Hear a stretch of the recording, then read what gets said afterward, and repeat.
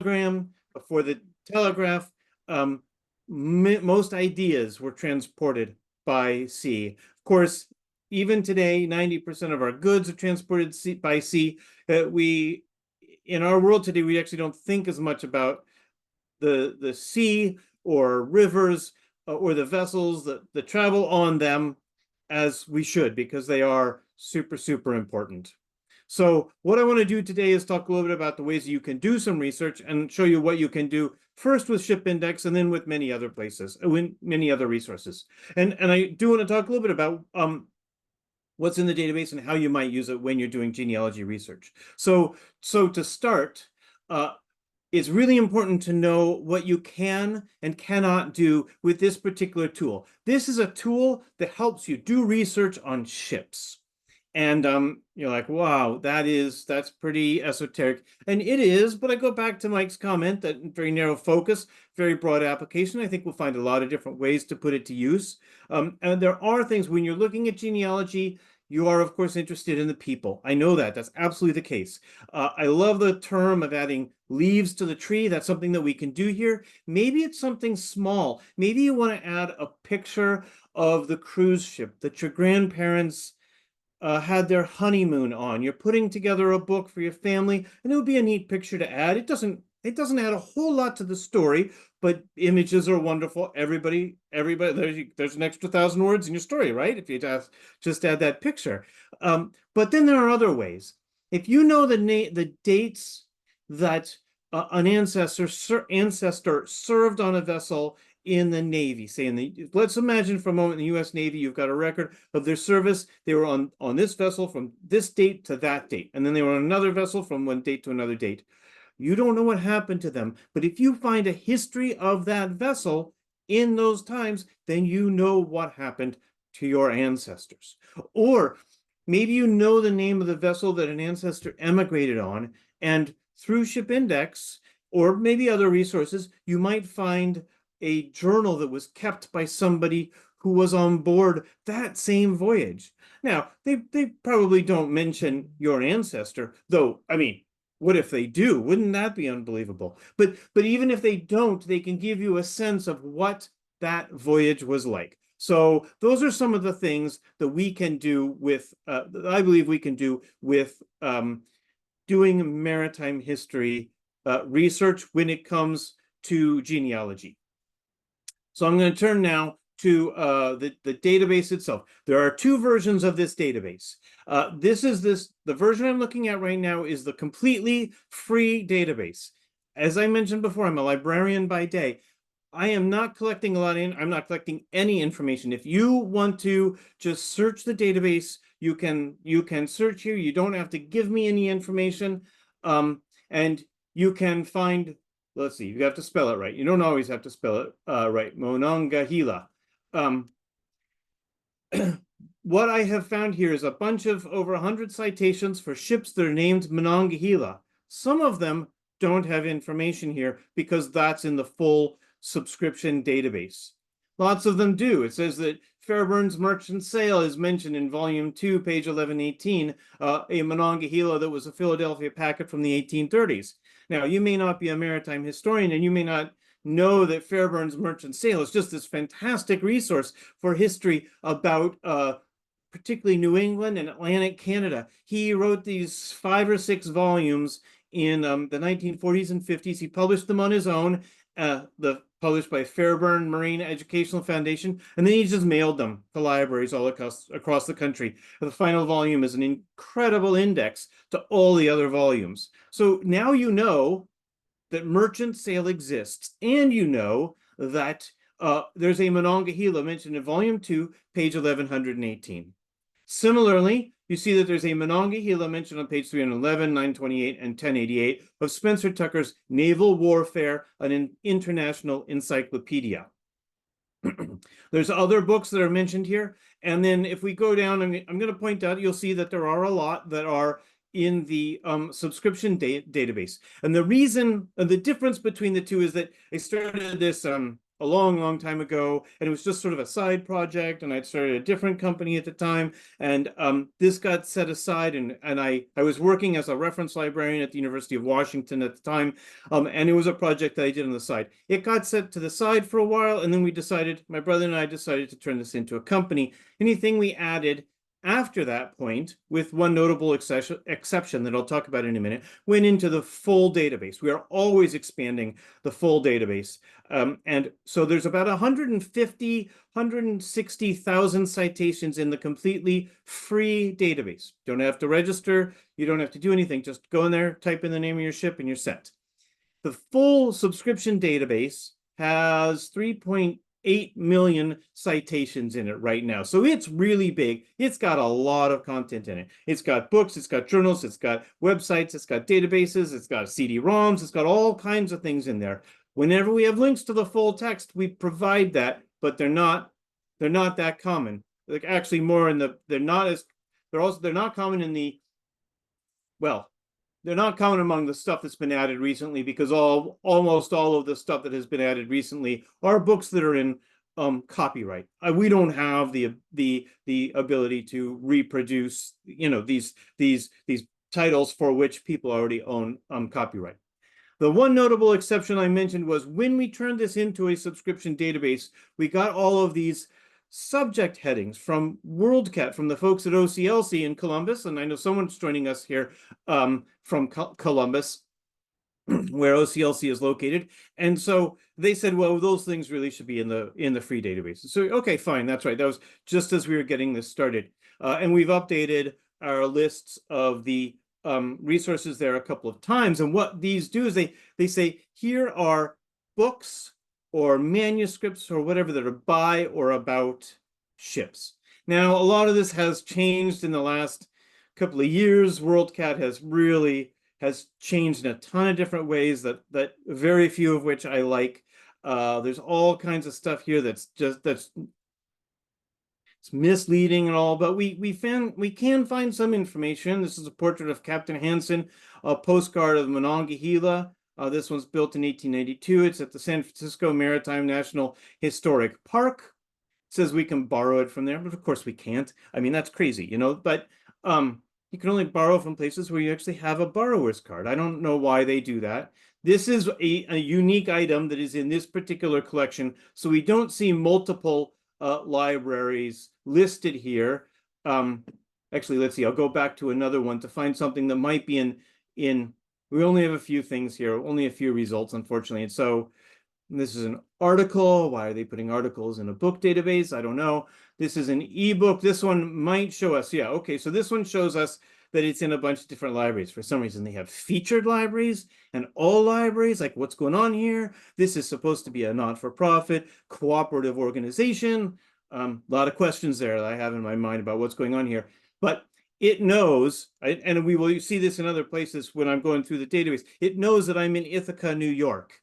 And so it says, well, what libraries near you have this? And so Elmira College is the library that is closest to me that has this particular book. Of course, it's an ebook. So this one actually probably is available for free online because it's published by the government. So it's freely available. Okay, so what I want to get at is if you want specifically to search for resources that are by or about specific ships, then actually using the free database can be quite useful because the OCLC subject headings are in the free database. They're, of course, also in the full database, but you're cutting out some 3.6 million citations that aren't going to include that. So that's something that can be pretty useful and something to keep in mind. Now I'm going to switch. You can see that I'm pulling away a layer. Now I'm in the subscription database. And so now we're going to see how it's different. And I'll try searching for Monongahela again. And this time I'll also talk about these cards that you see up here and why I think they're so important. So now you can see, this Monongahela is in the database Ships.io. It takes us a link to that resource to show us a bit about it. So this is a modern day vessel. The database, people ask me how far back are the vessels that you have in here. And the truth is, the database covers any named vessel that is in a resource that is English, in English. There are a couple of few other things in there, but it's almost completely English language content. So if you have a book, when I find a book in the library that where I work about ships in the Russian Navy, as long as the book is in English, I'll add all that content here. So I used to say that it covers everything from the Solomenia, the Athenian ship of state during the age of Socrates, to the Costa Concordia, and anything in between. I guess I should update that to the Ever Given, or whatever the most recent maritime disaster was. But it really covers any vessel over time. The strongest focus is in Anglo-American 19th, 20th century vessels. I'm always working to go beyond that whenever I possibly can, and I'm always looking for suggestions of resources to add.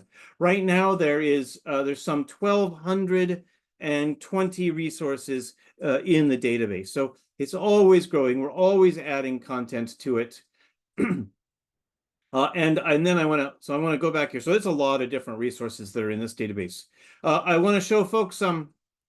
So now you can see that there are all these entries. So there's Monongahela's that are mentioned in Sea Chest, which is the journal, the magazine of the Puget Sound Maritime Historical Society. And there are a lot of mentions of it there. Now, what happens here, like this Morrison, everybody knows that Elliot Morrison was one of the great maritime historians of the U.S., right? Was at Harvard for many years in their oceanography maritime teaching position. I mean, you may not know that, and that's totally fine. That's what I'm here for. He wrote this history of the United States naval operations in World War II. He was actually in World War II. He was collecting information during the war in theaters. But this is a multi-volume set. It's got hundreds and thousands, many thousands of vessels mentioned in there. Also, actually, that index has got many, many thousands of individuals mentioned in there. So if you have an ancestor who had some level of authority during World War II, you might want, especially in the Navy, you might want to take a look at that particular title in a library near you. But this index doesn't say much beyond just the name of the vessel. When I scroll down a bunch more, I find a lot more information about specific vessels. So Monongahela, a sailing vessel from Mainsail Haul, which is the scholarly journal published by the San Diego Maritime Museum. You find all kinds of other things in here. There are also lots of mistakes. There's when names are put in incorrectly. This was not sure where the Monongahela. I've corrected them. So we've all brought them together so you can still find them. Here's Monongahela, a ship built in 1828. This was information about a specific voyage, a specific whaling voyage out of New Bedford. And that's what we can learn a bit about it. And in fact, here you can, let's see, we can then go in and find the folks who are on board. We can see the crew list for the whalers who are on board this particular vessel. So I just was clicking. Okay, here we go. Here we see Pliny Van Buren on that particular 1850 to 1853 voyage. Remember, these voyages were years long. They were really something. So if you found an ancestor in here and you're like, wow, let me see if anybody has a logbook from this particular voyage, Mystic Seaport, New Bedford Whaling Museums, those are places to go to find out if anybody holds a logbook for that particular voyage. That would really be something. But as I've noted, there are a lot of different vessels with the name Monongahela. So how do you separate them? How do you keep track of the different ones? We've been doing that. We've been doing it by hand, and I'll tell you, it's a lot of work. I'll switch to a different one just so we can see some other things. WASP. There have been, I think, 8 or 9 or 10 different vessels in the U.S. Navy named the USS Wasp, and there's a couple of, I believe, an HMS Wasp as well. A couple of HMS Wasps. So what we have done is we've gone through the database and we've said, oh, here's a citation. This is an 1898 steam gunboat. And we know then that we are talking about this 1898 armed yacht called the USS Wasp. We're using Wikidata information. This is a Wikidata Q identifier here. I won't go into that too much, but just to say that this is a totally open, very common identifier that we use here to bring these together. And if there is no record for a particular vessel in Wikidata, we can still make a connection here. We just create our own unique identifier that we'll basically use until Wikidata has an identifier and we know about it. So if I take a look at this WASP, here's the Essex class aircraft carrier, CV-18. And you say, well, wait a minute, it's got a Oriskany. But what we can do now is we can combine citations that have different names for the same vessel. This was Oriskany before it was going to be launched, I believe. And so they changed the name at the time that they actually launched it. If I remember correctly, and I may not, I think there was a WASP that was lost a little bit earlier in the war. This was going to be the Oriskany, but after that one was lost, they said we're going to name this aircraft carrier after the prior one. So we brought all these together as much as we can. Here is WASP, commissioned 1943. Paul Fontenoy's aircraft carrier. Paul Fontenoy is an author of a lot of really good books in maritime history. And so we can take a look a little bit closer. We can find this in a library. This will take you to WorldCat again. It will say, oh, here's the book, and here are the libraries near you. There's again, the stupid featured versus all libraries, but what it says is that this university up the hill has got a copy of it, and then Wells College Library has got a copy, Syracuse, etc. You can just change your own your location to whatever works for you as well. So that's a little bit of what you can do here. There's something else I really want to mention. We have this collection of like 600,000 different ship names in here. I believe we have the largest collection of vessel names that you're going to find anywhere. And I had an experience when someone came up to me and she'd said Maid of Sussex. She said that her ancestor sailed on the Maid of Sussex. And I was at a conference genealogy conference in the UK when we were talking about this. And so I did a search and I found there's no Maid of Sussex in my database. That's a little bit surprising. So let's take a little closer look. I searched for Sussex. So I found these vessels named Sussex. Here's an SS Sussex with other names. There's a USS Sussex, HMS Sussex, but there's also others with the word Sussex in the name somewhere. So if I look here, I see quite a few others, and that's where I found Sussex Maid. And I thought, well, that's pretty familiar. Maybe that's what we're looking for. So Green Hills Merchant Schooners has got entries in there that are of interest.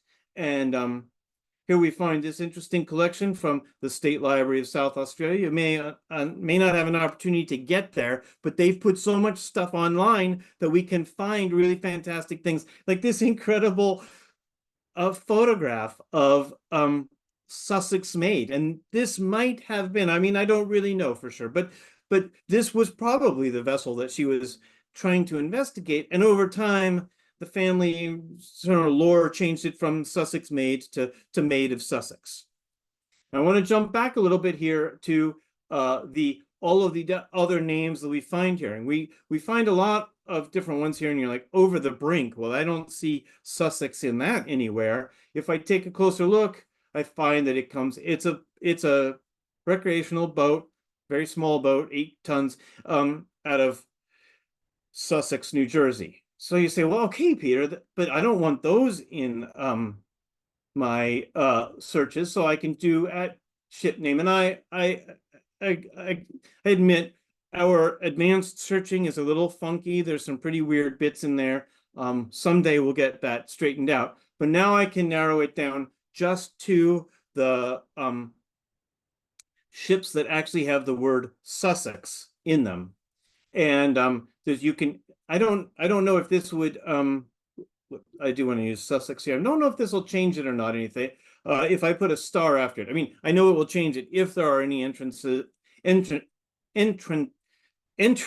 Sorry, that do have more than just Sussex. And here we see Sussex Vale. So you can use that star to expand the the wording that you use, and our little help button here is really worth investigating. There's all different kinds of ways that you can limit and do more searching with it. So we might want to add this. We can add this caret at the start.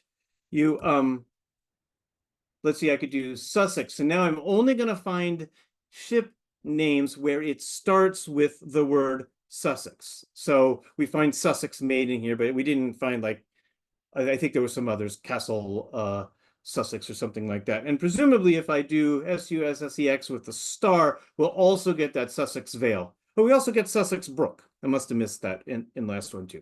So that's a little bit about searching that you can do online, and some of the things that you can find through ShipIndex. Now, what I'd like to do is show a bunch of other things. There's a ton of stuff that is not included in ShipIndex for various reasons. Sorry, I'm just having a little problem getting to my resource here. I'm sorry. Let's see, I saw someone commented, obviously a librarian, saying the libraries are only cataloged in WorldCat if they pay a fee to be cataloged. Yes, but it's actually sometimes even worse than that, because for a long time, libraries would get a credit when they cataloged things. And so they'd be pushing to catalog as much as they could, as quickly as they could. And the result is a mess that has taken 30 or more years to clean up. So it kind of goes both ways, but it is certainly true that a lot of public libraries and a lot of libraries not in the United States are not included in WorldCat. It's a very good point. Thank you for identifying that, for calling that out. I do appreciate that. I could go on for a long time about the ways that that WorldCat has declined in its utility, but it's the only thing we have. So that's what we need to use these days. And I do want to make sure that I mention that when you're searching in there, if you look, I have done a search where I've followed a link to find a book in WorldCat, and it says that the nearest library is 120 miles away. I'm like, wait a minute, I checked it out from that library that's literally a mile and a half from my house. And the problem is that there are multiple records for every title, and they're not fully brought together in an effective way. So if you don't find that a book that you're looking for, if you can't find that it's available near you, you might try doing a bit more searching just by the title, a couple of words in the title, the author's names, things like that, to try to track it down. What I want to say here, though, moving on a little bit, is that there's a whole lot of other resources that are available in searching online, and we have I have a handout that we've created for this, which we will either distribute during the webinar or after if we can't find a way of connecting it and distributing it through Zoom right now. One is Lloyd's Registers of Ships Online. There are almost the whole run is available online. I guess we can go to the Internet Archive and see what we can find here from Lloyd's Registers of Yacht from 1978. There was a link here to the individual. Oh, here we go. Yes. So you can get to the 1776 version of the Lloyd's Register of Ships through this link here, which will take you again into the database and into Internet Archive and show you this. I believe it's a reproduction of the original. The earliest ones were handwritten. You can see all the changes that have been added to this one to find out about each of these ships. Admiral S would probably indicate that it's a sloop. So it's the Admiral. Here's the Admiral Durrell. It's a brig.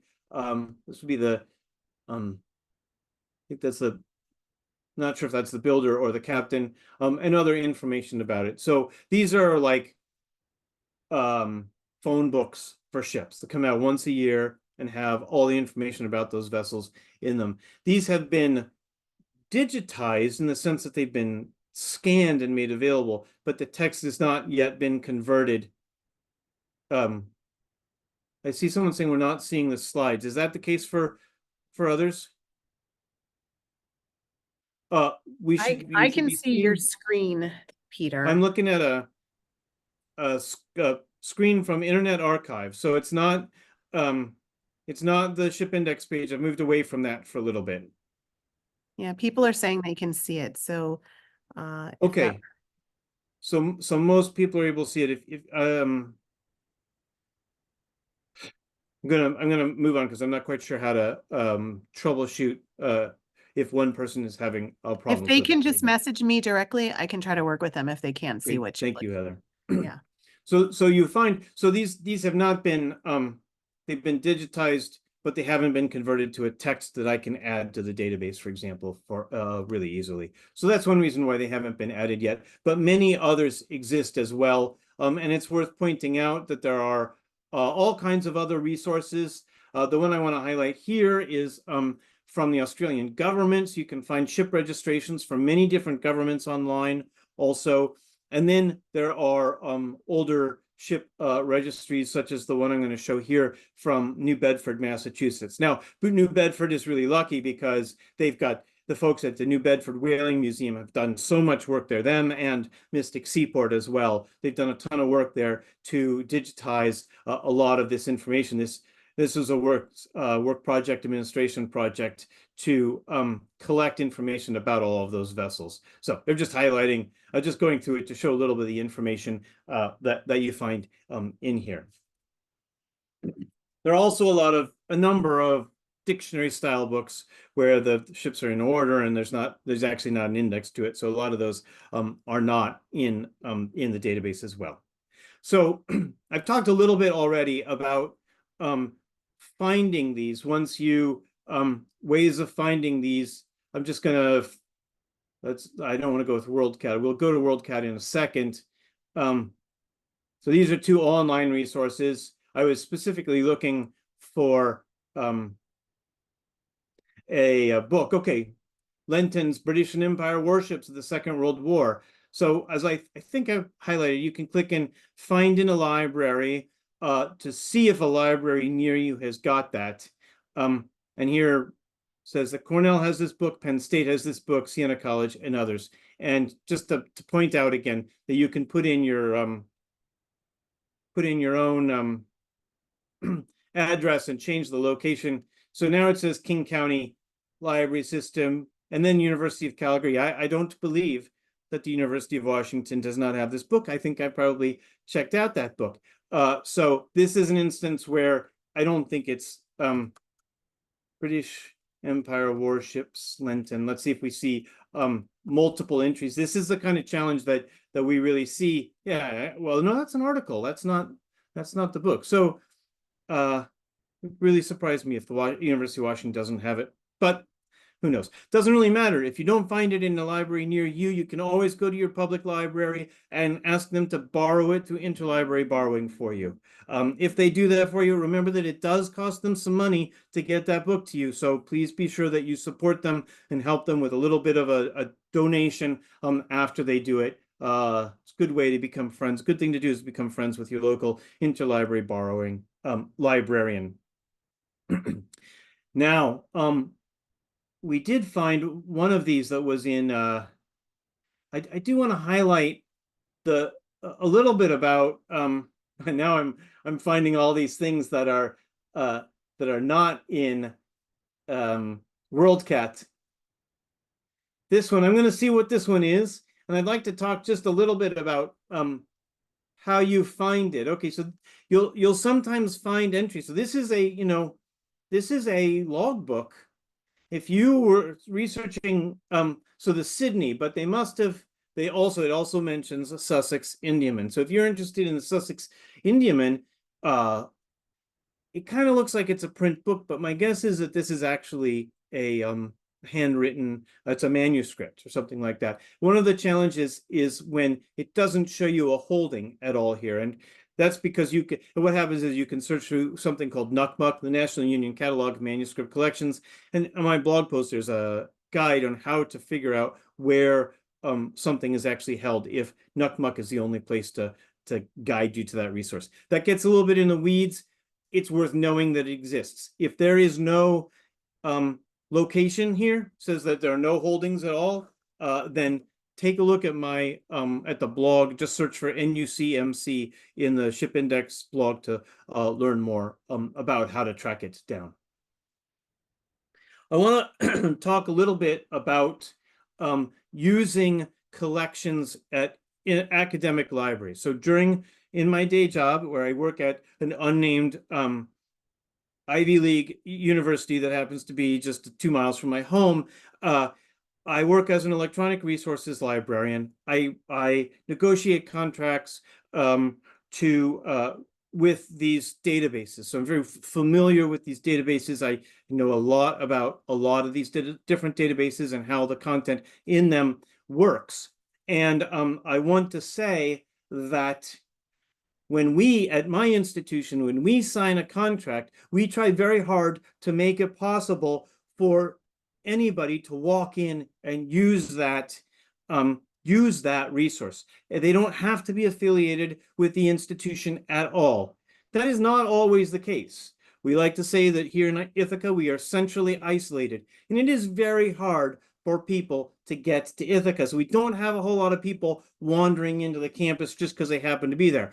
Unlike, say, our colleagues at Columbia University. So it's no surprise, as I understand it, that you have to show an ID before you even walk into that particular library. But especially if you're thinking about a public university, a public research university, you can almost always walk in and use almost all of the resources that are available there. So I am going to go to this unnamed university, and I want to highlight some of the ways that you can use some of these resources, and then I'm going to go to, and I want to, actually, I jumped ahead of myself a little bit. We'll come back to that in a little bit. I want to talk about using newspapers, especially newspapers for vessel research, but this applies just absolutely across the board when you're doing genealogy, particularly when you're researching an individual or a bunch of individuals, and you want to search across big sets of data. This is really helpful stuff. And I think probably everybody knows about Chronicling America, right? Oops, I wanted to just go to Chronicling America's homepage, and people, this is fantastic. All these digitized newspapers from 1756 or 1690 to present or something like that. So digitized newspapers from 1756 to 1963. I'm going to try searching for Schooner and Argus. I'm trying to mix up my examples here, which may make me look bad in a little bit, but we'll give it a try. So we searched 21 million citations. We found 347 results. Okay, let's limit it to Maryland, and we're still looking at. So we got 6 results from Schooner and Argus, and it is great. We can jump in there and find them, and go right to it. So this one is not bad. The transcription work is pretty good here. But what I want to highlight is the difference in these subscription databases and what is at Chronicling America, because Chronicling America, I mean, it's fantastic, it's amazing, it's incredible what's there, but the optical character recognition is not very good there. It's really, in some cases, it's absolutely terrible. I hope that they'll improve it in the not too distant future. AI is incredibly good at OCR work. It's a fantastic solution for the Library of Congress. They only have 21 million newspapers and not enough money to tackle any of them. So it'll be a long time, I imagine, before they do that. But eventually that should be the path that they take. I want to take, so I'm looking at the databases at my local University.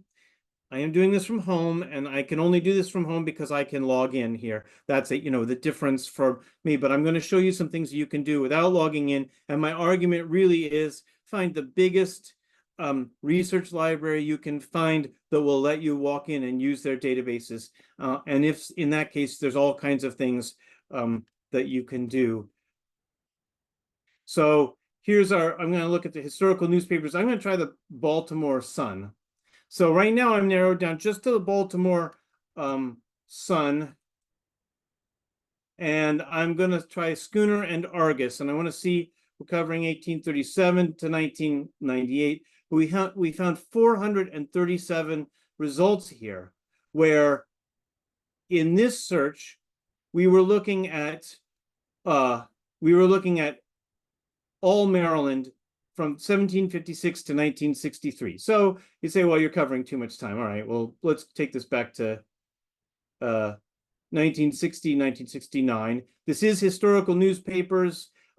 It's specifically one newspaper, the Baltimore Sun. I would say, as I take a closer look, they're not doing a very good job because I said Schooner and Argus, and they're taking the word Schooner and they're taking the word Argus and not taking the two of them together. So I'll say that's a little disappointing. I'm disappointed that ProQuest is not following the instructions that I gave it. But we can see that there is a lot of content in here. And I think that's what I'd really like to emphasize. You can find all kinds of great stuff here when you go into your library. You have to go, of course, to that library, and then you can email it to yourself. And so it's really worth it to consider the resources of a big research library if they're around and if they're available. Similarly, there's another feature that I really want to emphasize for folks who are, when you're taking a look at libraries, take a look, and I'll highlight this one because it's because I think it's really good. I'm going to talk about LibGuides. You may not be familiar with LibGuides. LibGuides are a product that primarily academic libraries use for librarians to put together information about specific topics. This is a LibGuide that a librarian at Cornell put together about news and current events. And there's information about, let's see, there's a there's a guide for historical news, guide to news research, and then say American historical newspapers online. There's information about African-American historical newspapers online, Latin American newspapers, all kinds of different things. And they list a bunch of the resources that we have access to or that are available for free. Similarly, that reminds me, I did want to highlight the list of digitized newspapers that's available at Wikipedia. This is on the handout that we will share after the session as well. But this has got a list of newspaper archives around the world, and it is broken down by state when you get in here under the United States. You can find all kinds of great resources in there. So just another thing that I really wanted to mention. Now, if I go back to, I have way too many tabs open now, but these LibGuides are fantastic resources if you want to learn about some specific area, maybe a state that you're not familiar with.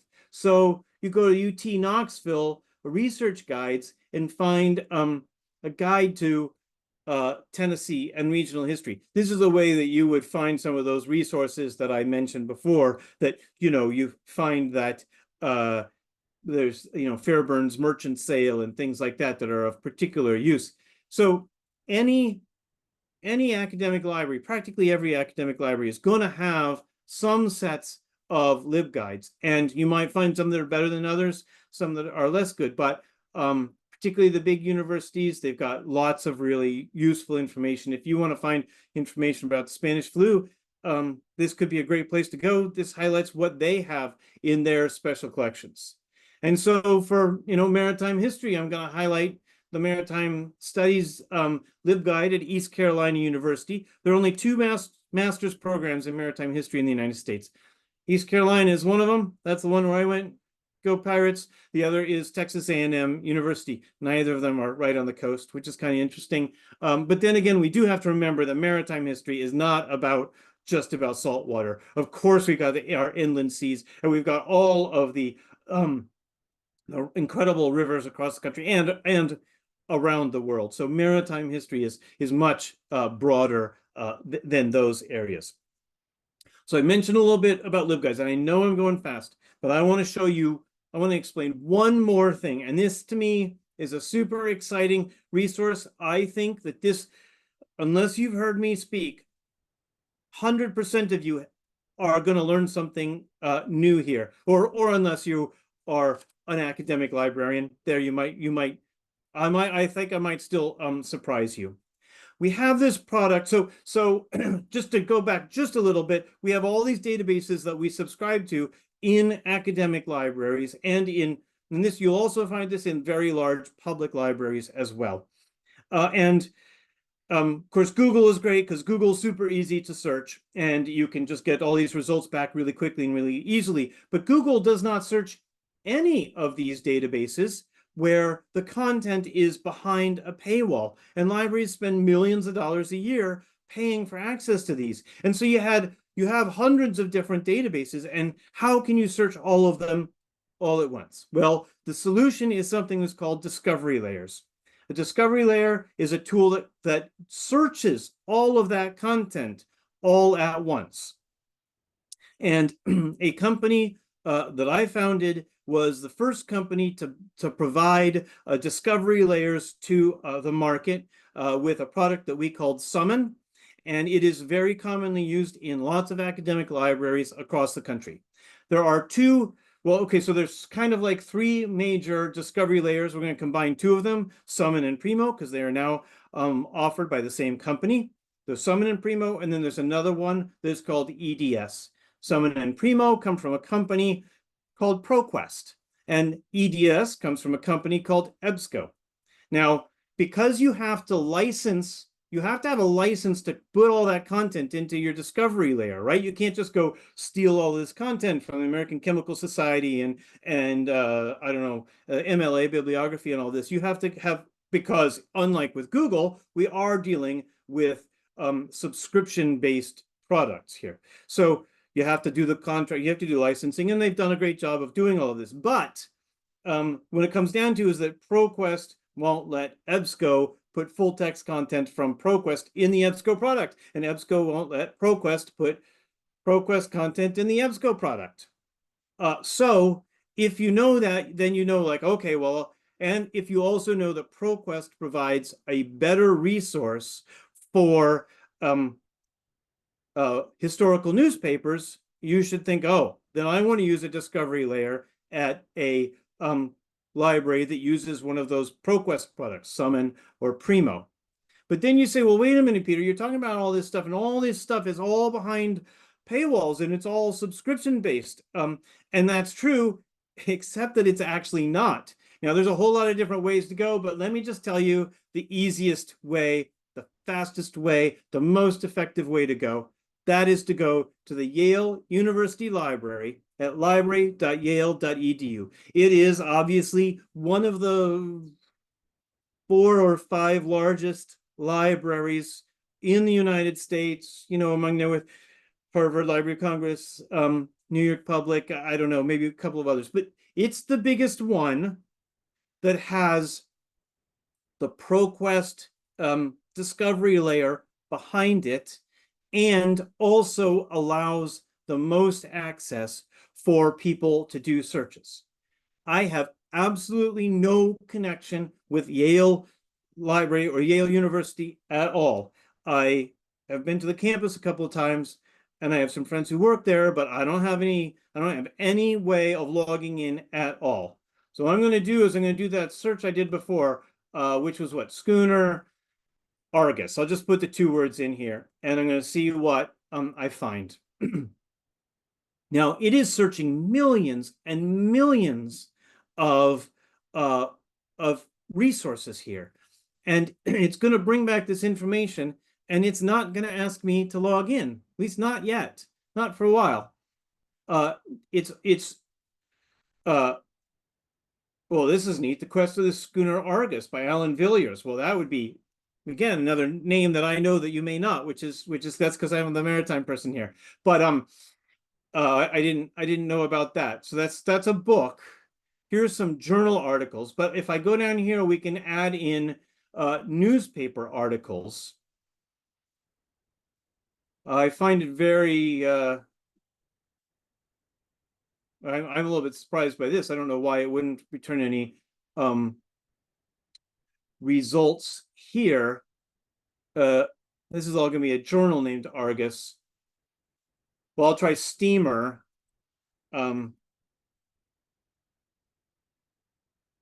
So either their interface has changed, or I'm missing something. And if so, I apologize. This has worked, certainly worked recently. And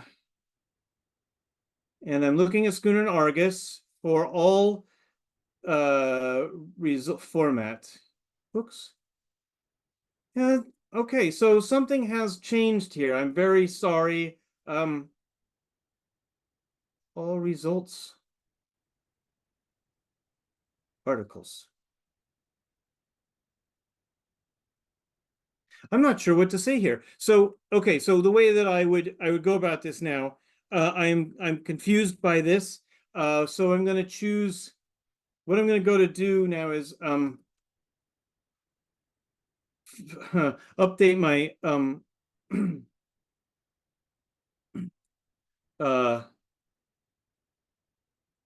oops, discovery index. So what I'm looking for, what I'm trying to do, and maybe I'll pause here and give up a little bit, but librarytechnology.org is a site that can tell you what libraries are using which systems.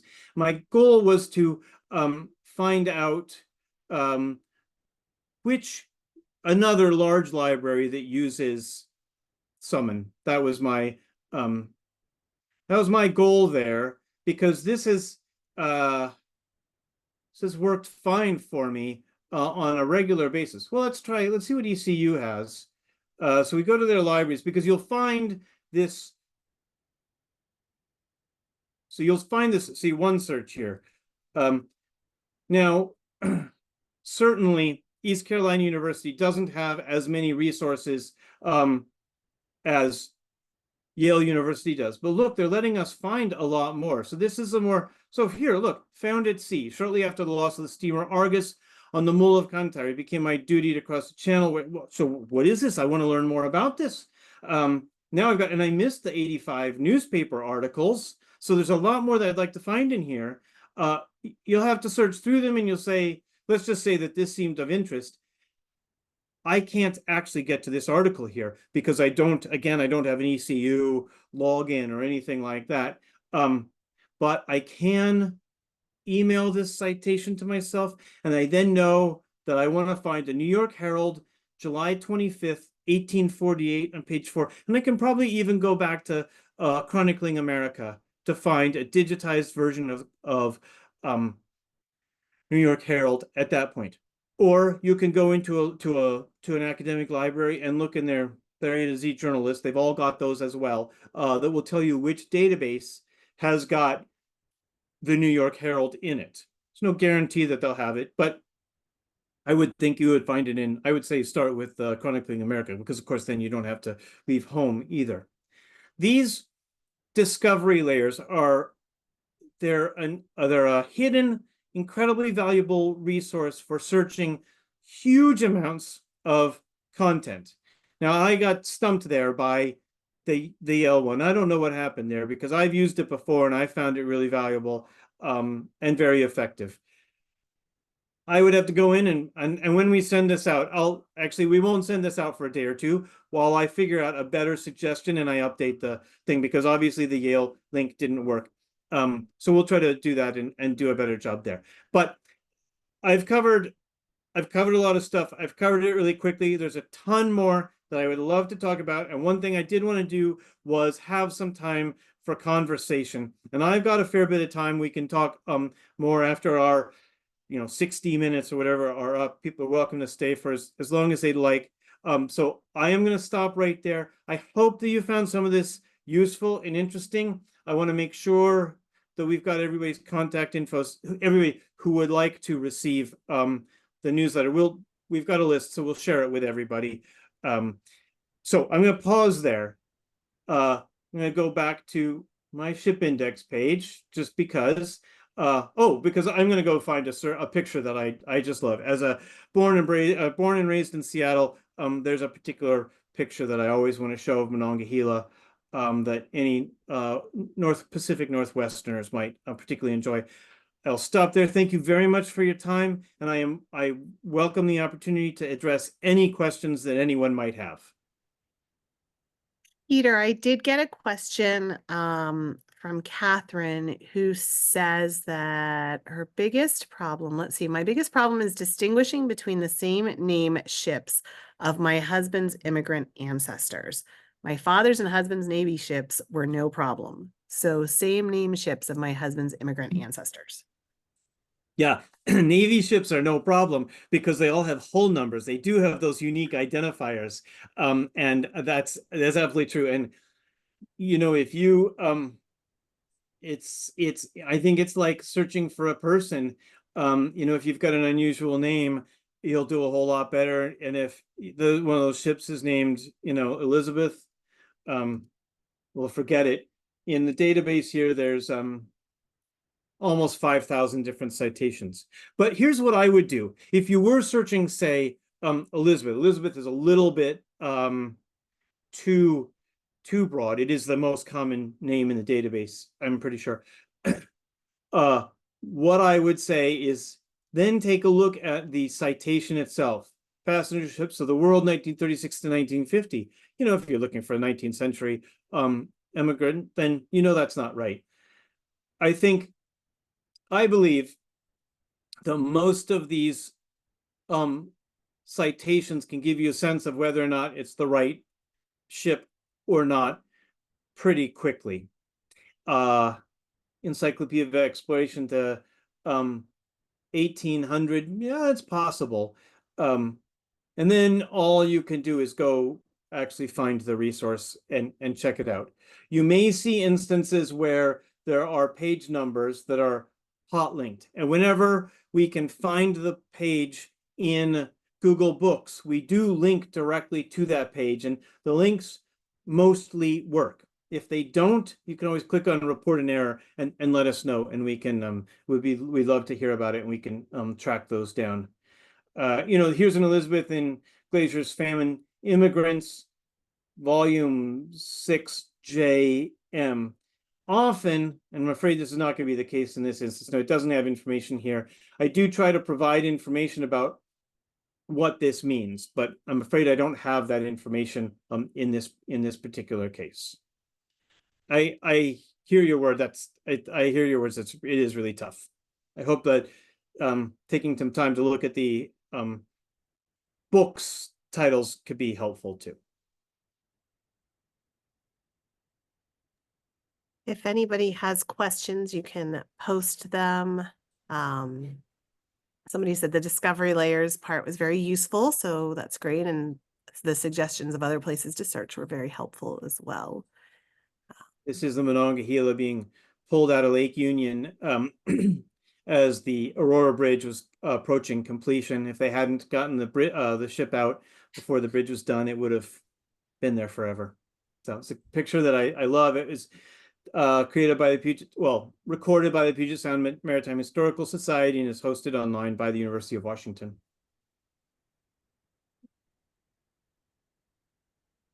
Donald said he enjoyed the free weekend access and found it quite valuable. Thank you. I'm glad to hear that. And Susan said, I accessed your database with the free weekend and found a picture of my ancestor's ship. That's fantastic. That doesn't happen too often.